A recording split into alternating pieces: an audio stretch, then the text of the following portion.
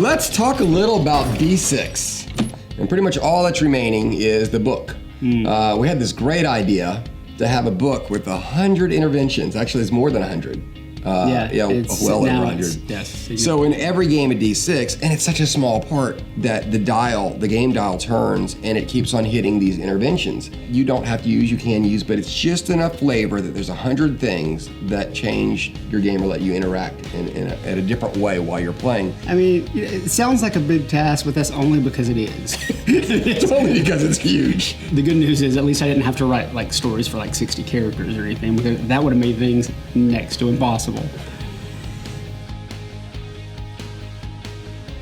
Brent would come into my office and be like, I got this character here. You know, I had this idea, and he'd run it by me. Oh, that's fun, let's do that. And he'd go back and write it. Well, I don't think you wrote all 60 in the campaign, but if you go to the campaign, all those unlocks, it talks about a real quick story for them. The reason I like the bios, there were 2 characters that I would have never have chosen. There's this one checkerboard knight. And it's like I still gold because I can. I still hearts because I must. And I was like, oh my god, this is this guy. And then was it Sasha or no? Shasha. Shasha is the other one, the girl who has the listman, but it's a sloppy hunter.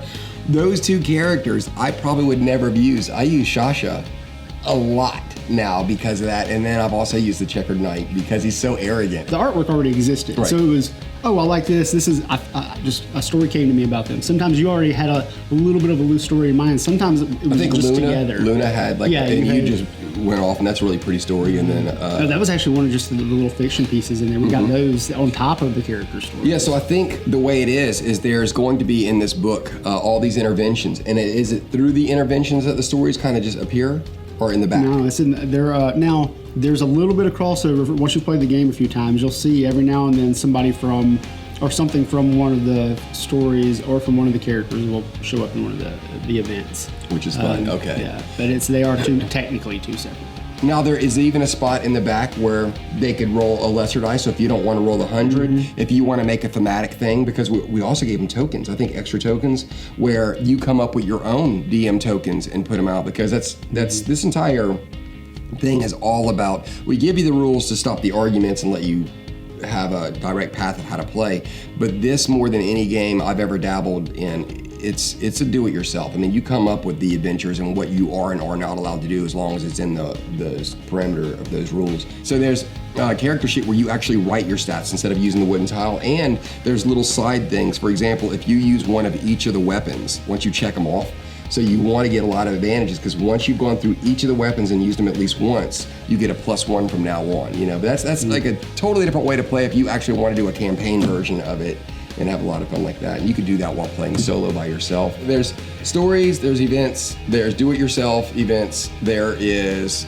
character descriptions, there is the character sheets. It's gonna, and I think the token breakdown, because there's tokens that are double-sided where you could put it in on the board and you choose which side you want to do. So there's a lot of good stuff. He's going to be beyond ready to be done with this book. That's not counting the rules. Yeah, remember, the rules are in this book as well. So it's a hefty book. Yeah, it's going to be a hefty book. I mean, it's not, we're not talking about, we're not Merriam-Webster here, but I mean, it's not Harry Potter. It's going to feel good in your hands.